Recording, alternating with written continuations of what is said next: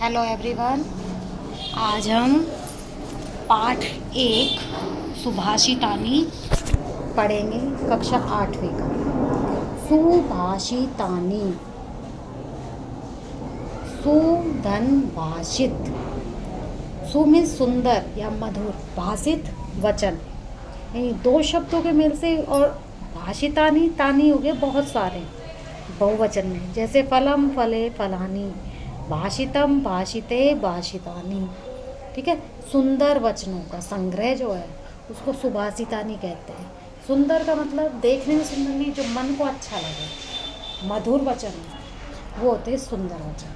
सुभाषित शब्द सुधन भाषित, इन दो शब्दों के मेल से संपन्न हुआ, यानी सु इसमें उपसर्ग है। इसमें सु का अर्थ होता है सुंदर, मधुर, और भाषित का अर्थ होता है वचन। और इस प्रकार सुभाषित का अर्थ क्या होता है? सुंदर या मधुर वचन।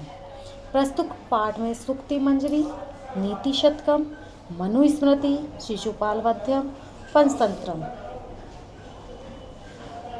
से रोचक और विचारोत्तेजक श्लोकों को संग्रहित किया गया, संग्रहित इकट्ठा किया गया। ठीक है, इन 5 ग्रंथों से लिए गए।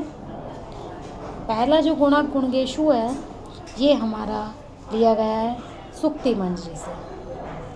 दूसरा जो श्लोक है साहित्य संगीत कला विहीन है, ये लिया गया है हमारा नीति शतकम से। तीसरा है लुब्धस्य नश्यति यशे पिशुनस्य मैत्री, ये मनुस्मृति से। और चौथा जो श्लोक है हमारा मधुमक्षिका वाला, ये हमारा लिया गया है शिशुपाल वध्यम से। और ये 5वां जो है महताम और छठा स्त्रीयाम रोचमान है, ये हमारे पंचतंत्रम से लिए गए। ठीक है, तो इस प्रकार हमारे 5 श्लोकों, 5 ग्रंथों से 6 श्लोक लिए गए। इन श्लोकों के माध्यम से क्या कहा है कि गुणवान लोगों की प्रशंसा की गई है, साहित्य संगीत का महत्व बताया गया है, कला का, चुगली करने वालों के साथ दोस्ती करने के दुष्परिणाम के बारे में बताया गया, महापुरुषों के स्वभाव के बारे में बताया गया है। ठीक है, और स्त्रियों के की प्रसन्नता से परिवार में की प्रसन्नता का वर्णन किया गया कि स्त्री अगर खुश रहती है घर में तो पूरा परिवार खुश रहता है, क्योंकि वो उनके अनुरूप फिर काम करती है। और स्त्री को अगर खुश नहीं है, उसे कोई परेशानी है, तो पूरा परिवार भी परेशान ही रहता है। तो ये सारा बताया गया। तो अब हम इसमें श्लोक पढ़ेंगे। फर्स्ट श्लोक है हमारा, देखिए, गुणा गुणगेशु गुणा भवन्ति ते निर्गुणम प्राप्य भवन्ति दोषा, सुस्वादु तोया प्रभवन्ति नदे समुद्र मासादे भवन्ते पेया। भवन्ते पेया, भवन्ति धन अपेया, 2 वर्ड है। अपेया का अर्थ होता है ना पीने योग्य,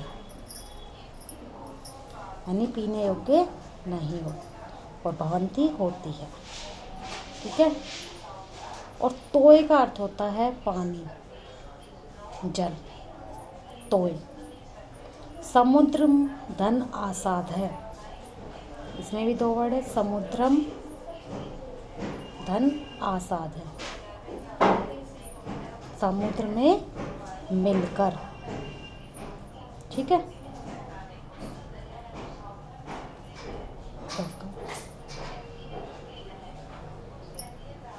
गुणगेशु गुणियों में, गुणा गुण, भवंती होते हैं, ते वे, निर्गुणम निर्गुण व्यक्ति को, यानी दोषी व्यक्ति को, प्राप्य प्राप्त होकर, भवंती हो जाते हैं, दोषा दोष।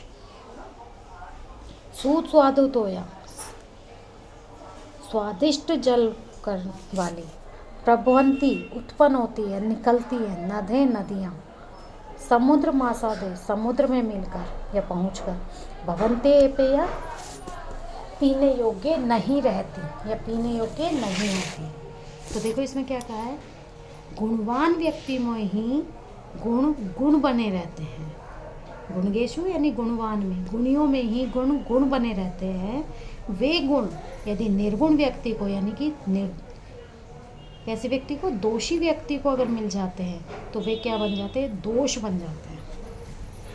दुष्ट व्यक्ति को अगर गुण मिल जाते हैं वो दोष बन जाते हैं। जिस प्रकार पहाड़ों से निकलने वाली जो नदियाँ हैं वो स्वादिष्ट जल वाली होती है, परंतु जब वो समुद्र में मिल जाती है तो पीने योग्य नहीं रहती। कहने का मतलब क्या है कि गुणी व्यक्ति के महत्व को केवल गुणवान व्यक्ति ही समझ सकता है। दुष्ट व्यक्ति से मिलकर गुणवान व्यक्ति भी दुष्ट ही हो जाता है, क्योंकि संगत का असर जरूर आता है।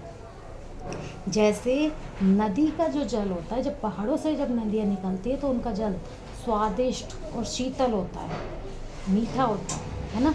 लेकिन जब वो जल समुद्र में मिलता है तो समुद्र का जल कैसा होता है? खारा होता है, पीने योग्य नहीं रहता है। वो उस पानी को तो हम पी ही नहीं सकते, समुद्र के जल को।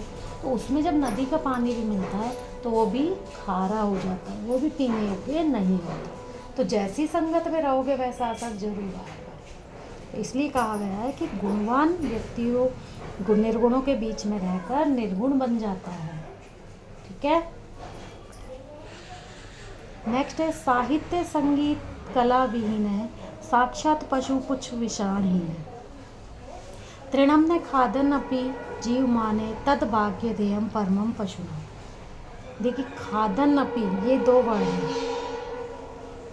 खादन ऐसे लिख सकते हैं इसको, आधा न और पूरा न।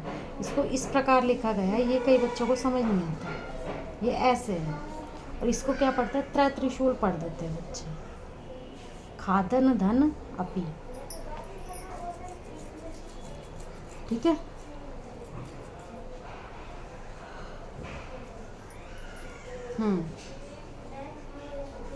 देखिए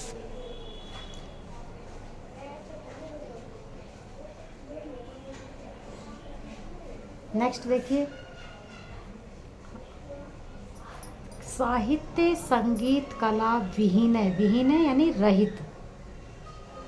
साक्षात पशु, पुच्छ यानी पूंछ, और विषाण सींग, हीन है बिना, पूंछ और सींग के बिना। तृणम घास, तिनका घास, न नहीं, खादन अपि खाते हुए भी, जीव माने जिंदा रहता हुआ, तद भाग्य देयम, तद मीन्स उसका, भाग्य देयम सौभाग्य, परमम परम, अत्यंत, पशुनाम पशुओं में के लिए। साहित्य संगीत और कला से रहित व्यक्ति, सींग और पूंछ के बिना, साक्षात पशु है, यानी बिना पूंछ और बिना सींग के साक्षात पशु के समान है। वह घास न खाते हुए भी जीवित है। यह तो पशुओं के लिए अत्यंत सौभाग्य की बात है कि जो व्यक्ति साहित्य संगीत कला आदि से रुचि नहीं रखता वो इस संसार में साक्षात पशु के समान जीवन यापन करता है। जिस प्रकार एक पशु जीवन व्यतीत करता है उसी प्रकार मनुष्य की तुलना एक पशु से की गई है कि जो व्यक्ति को साहित्य कला इनमें रुचि नहीं, संगीत वगैरह में, वो इस संसार में एक पशु के समान है। कैसा पशु? बिना सींग और बिना पूंछ वाले पशु के पशु। नेक्स्ट है लुब्धस्य नश्यति यशे पिशुनस्य मैत्री, नष्ट क्रियस्य कुलम अर्थपर्यस्य धर्मे विद्या फलम व्यसनीने कृपणस्य सौख्यम राज्यम प्रमथ सचिवस्य नराधिपस्य। लुब्धस्य लालची का या लोभी का, नश्यति नष्ट हो जाता है, यशे यश यानी कीर्ति प्रसिद्धि, पिशुनस्य चुगलखोर की, मैत्रीम मित्रता, नष्ट क्रियस्य कार्य न करने वाले का, कुलम होता है वंश या परिवार, अर्थ परस्य यानी कि स्वार्थी लोग का, स्वार्थी का यानी धन को अधिक महत्व देने वाले का धर्म नष्ट हो जाता है। अर्थ का अर्थ होता है धन। विद्या फलम व्यसनीने, विद्या फलम विद्या का फल, व्यसनीने बुरी लत वालों का, कृपणस्य कंजूस का, सौख्यम सुख, राज्यम राज्य, प्रमथ सचिवस्य, प्रमथ होता है दुराचारी या बुरे आचरण वाला, सचिवस्य राजा के, सॉरी मंत्री के, नराधिपस्य राजा का, लुब्धस्य नश्यति यशेपेशुनस्य मैत्री, लालची व्यक्ति का यश नष्ट हो जाता है और चुगलखोर की मित्रता नष्ट हो जाती है। जो व्यक्ति लालच करता है उसका यश यानी कीर्ति नष्ट हो जाती है, उसका कभी प्रसिद्धि नहीं होती संसार में लालची की, क्योंकि उसे लालच एक ऐसी, कहते हैं ना लालच बुरी बला है, तो हमें कभी भी जीवन में लालच नहीं करना चाहिए। और ऐसे ही जो चुगलखोर है उसकी मित्रता नष्ट हो जाती है, क्योंकि वो सबकी चुगली एक दूसरे के सामने करेगा तो कोई उसको अपना मित्र नहीं बनाए। नष्ट क्रियस्य कुलम अर्थम परस्य धर्म, और जो निकम्मा व्यक्ति होता है, जो कार्य नहीं करता, उस व्यक्ति का तो कुल ही नष्ट हो जाता है, वंश ही नष्ट हो जाता है। वो कोई काम ही नहीं करेगा तो वंश अपने आप नष्ट होगा ना धीरे धीरे। और जो स्वार्थी मनुष्य होगा उसका धर्म नष्ट हो जाता है, क्योंकि वो अपने स्वार्थ को सिद्ध करने के लिए हर तरह का काम करेगा, उसका कोई ईमान धर्म नहीं होता। और विद्या फलम व्यसनीने कृपण से सौख्यम, और बुरी लत वाले का विद्या का फल नष्ट हो जाता है, क्योंकि वो बुरी संगत में पड़ जाता है। और कृपण से सौख्यम यानी कंजूस व्यक्ति का सुख नष्ट हो जाता है, चाहे उसके पास कितनी भी सुख सुविधाएं हैं लेकिन वो कंजूस है, उसका उपयोग नहीं कर सकता, तो उसकी सुख नष्ट हो जाता है।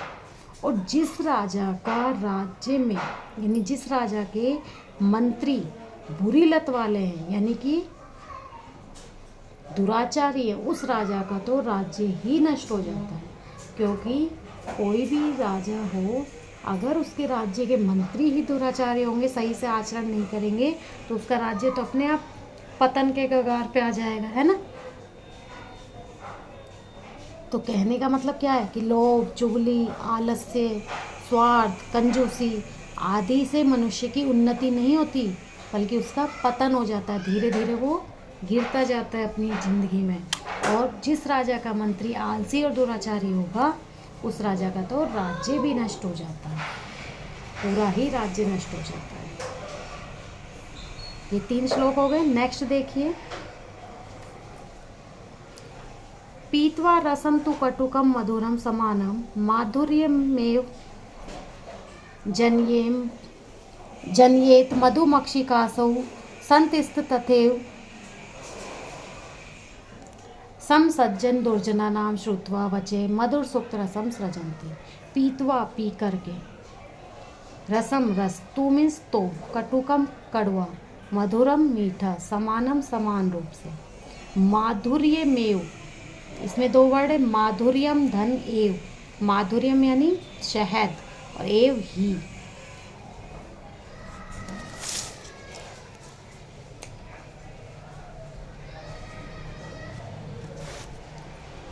जन्येत मधुमक्षिका असौ,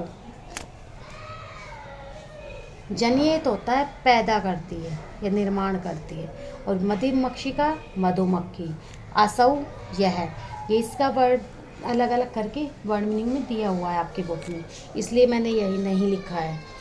जन्येत मधुमक्षिका असौ, यह मधुमक्खी पैदा करती है, निर्माण करती है।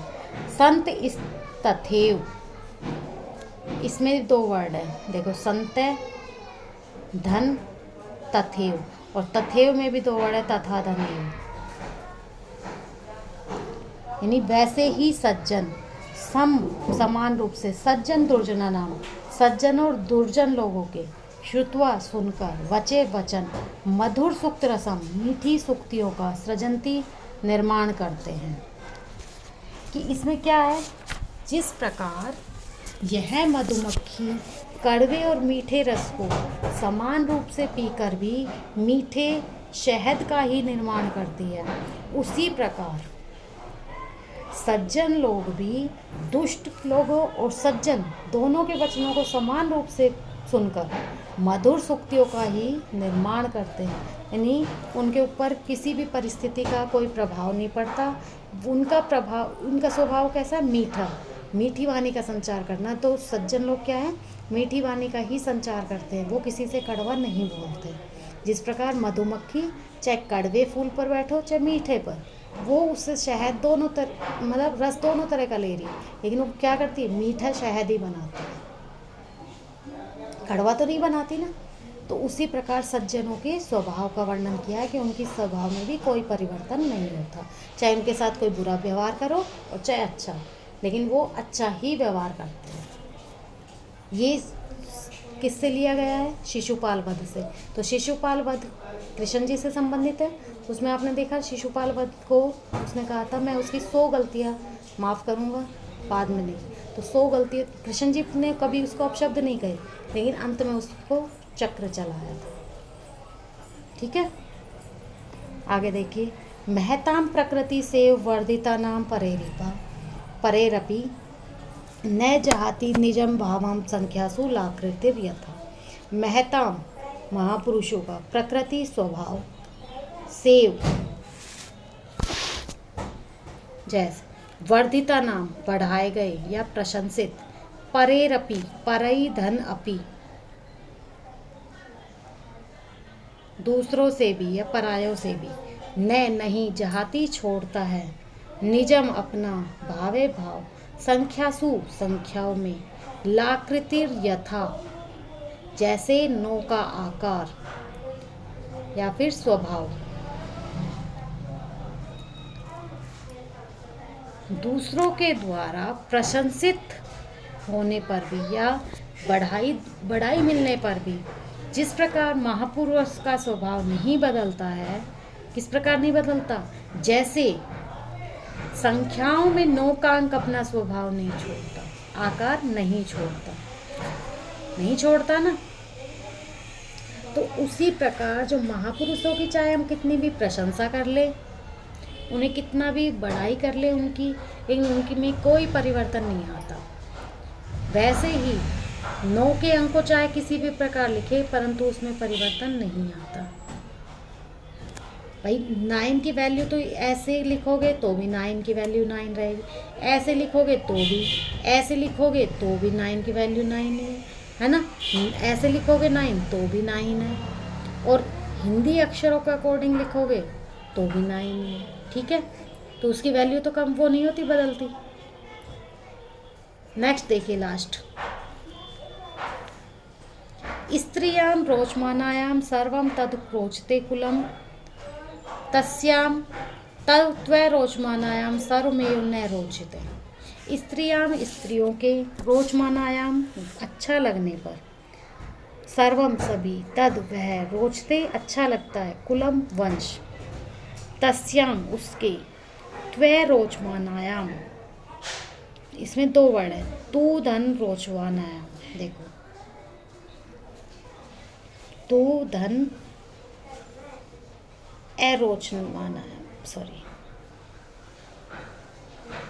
इसमें यण संधि हो रही है, तय का तू का तय बच गया, ओ का वह बन जाता है, वह पूरा बन गया, फिर रोचमानायाम, यानी अच्छी न लगने पर, सर्वमेव सभी को ही, न नहीं रोचते रसता, यानी सारा ही, सर्वमेव सारा ही, यानी स्त्री के अच्छा लगने पर सारा परिवार अच्छा लगता है, और उसके अच्छा न लगने पर सारा ही परिवार अच्छा नहीं लगता।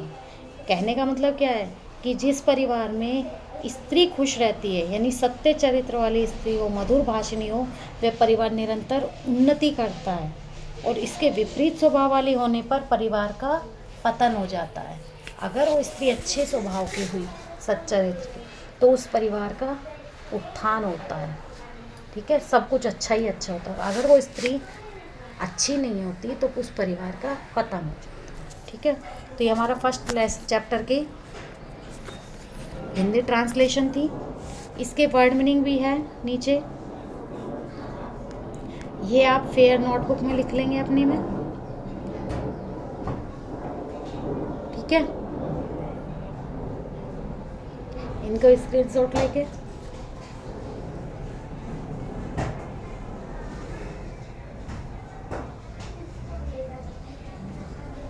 ठीक है, और नेक्स्ट जब क्लास होगी तो अब हम इसके बैक एक्सरसाइज और क्वेश्चन आंसर करेंगे, क्योंकि एक ही वीडियो में काफ़ी लेंथी हो जाएगा, नहीं पढ़ोगे आप लोग। ठीक है।